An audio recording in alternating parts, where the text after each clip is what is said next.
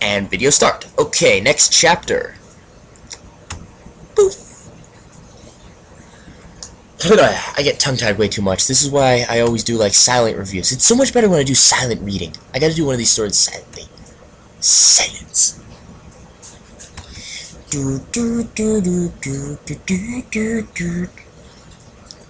Cut this part out. I need to check on this.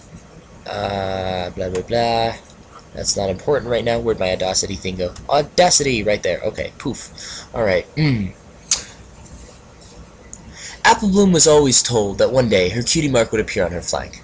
One day she'd find out what her hidden talent was, and a symbol would appear on her hindquarters to represent it. Back before the infection hit, she was one of the few fillies in her class who didn't have a cutie mark. The other two fillies who didn't have a cutie mark yet, Scootaloo and Sweetie Belle, Scootaloo's best filly, were easily her closest friends. The trio, who dubbed themselves the Cutie Mark Crusaders, would do various activities in an attempt to find out what their hidden talent was. This ranged from hang gliding to carpentry, creature catching to stage performers. Every time it would end in failure, yet they would be undaunted. Deep down, they knew that they'd get their cutie mark.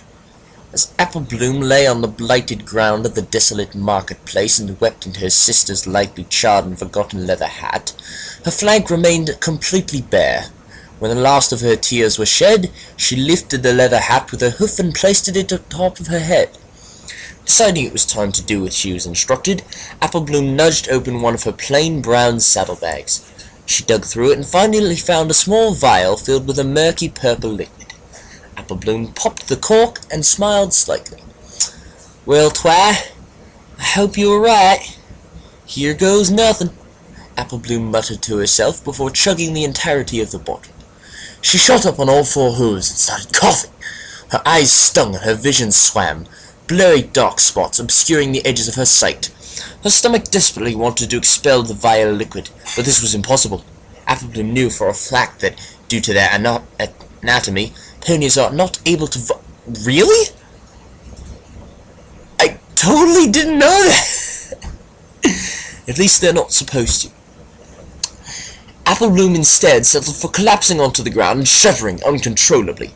Fortunately, it only took a few moments for the agony to subside as quickly as it arrived. There was still a pulsing pressure on the back of her skull, but she managed to shakily recollect herself. As she turned to walk away, Apple Bloom gave the broken-down apple cart one last long look. She shook her head and began to walk away from the town square and went to a wide city street in search for miles. She wasn't exactly sure what was compelling her to go down that street. It was exceedingly large to accommodate massive amounts of traveling ponies, hundreds of happy ponies blissfully doing their day's activities. However, when it was only being used by one filly, it was incredibly lonely. Aside from the occasional pile of debris, it was completely barren. The road itself was composed of shattered, dusty cobblestone. The building wreckage that lined the street, while broken and burned, stood tall. The blackened house frames seemed to loom over the maturing filly. They towered over her and seemed to bear down upon her,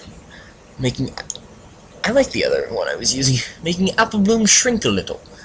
Apple Bloom gulped as she felt beads of sweat roll down the back of her neck. Environments like this always tended to put her on edge. A cold wind picked up, stinging against Apple Bloom's face. She grimaced slightly and looked in the direction the wind was blowing.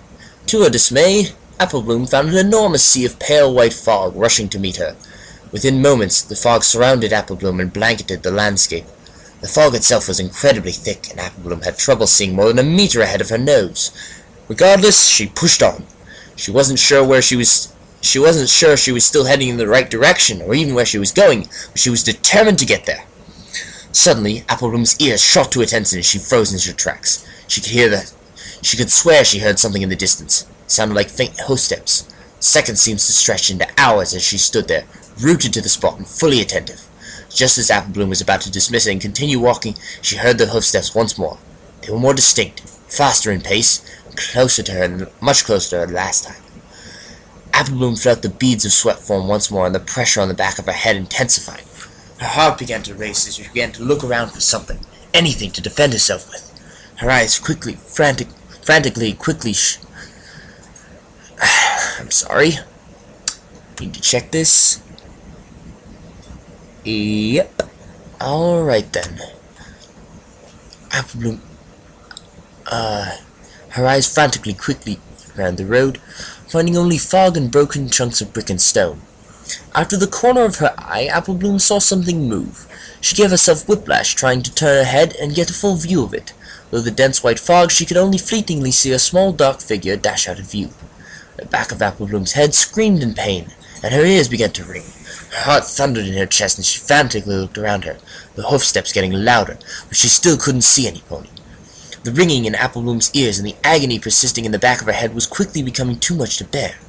Apple Bloom, despite her best efforts, clenched her eyes shut and grit her teeth. "Is this my punishment?" The thought rang out in her mind like a bell in a raging hurricane.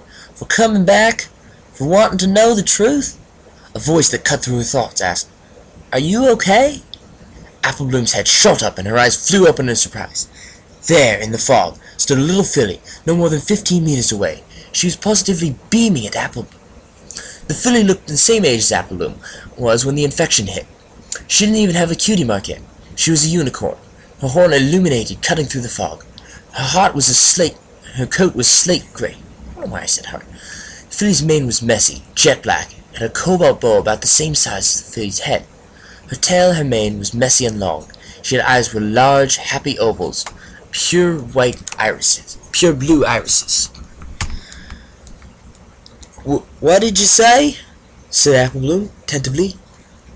"Are you okay?" the filly repeated, spelling it out for Apple Bloom. It looked like you were in a lot of pain." Apple Bloom's mouth was agape. She had spent the last few hours wandering through Ponyville and hadn't found any pony, living or dead. And now here she stood, talking to a happy little filly that came from nowhere. On top of that, the agony she was still experiencing had vanished without a trace. She silently prayed that her mind was... I actually just kind of noticed that. At what point did... I guess I kind of glazed over it because I'm reading out loud. I tend to do that when I read out loud. But I have no idea how she got into the main square. Like, she's on the main road, and I don't know when she left. Well, actually, I didn't even know where she was. Honestly, I should just read these things silently from now on.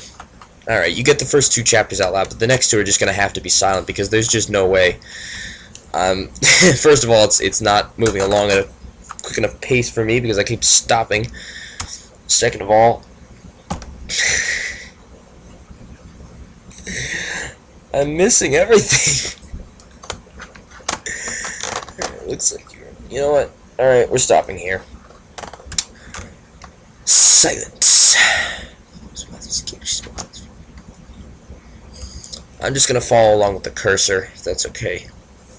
I may stop and make comments here or there, but I'm just gonna follow along with the cursor because this is just not working.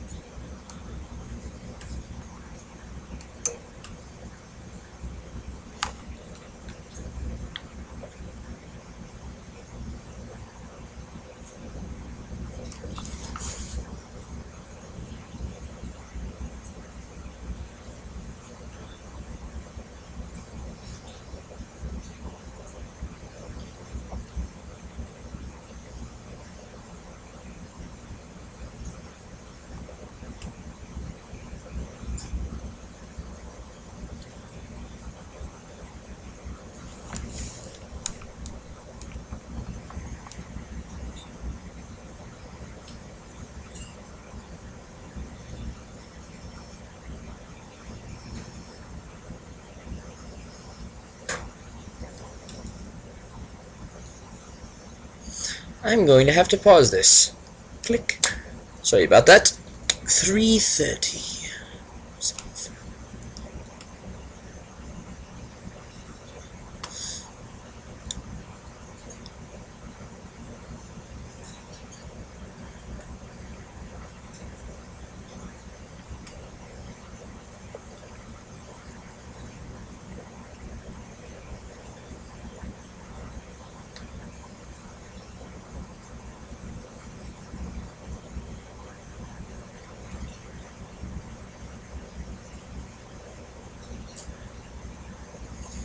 Pinkie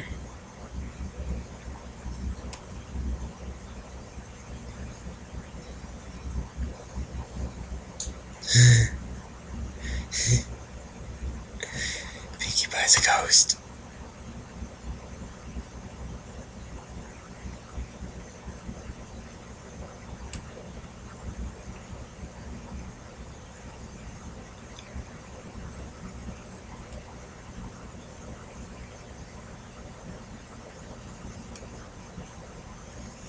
Alright, and video stop.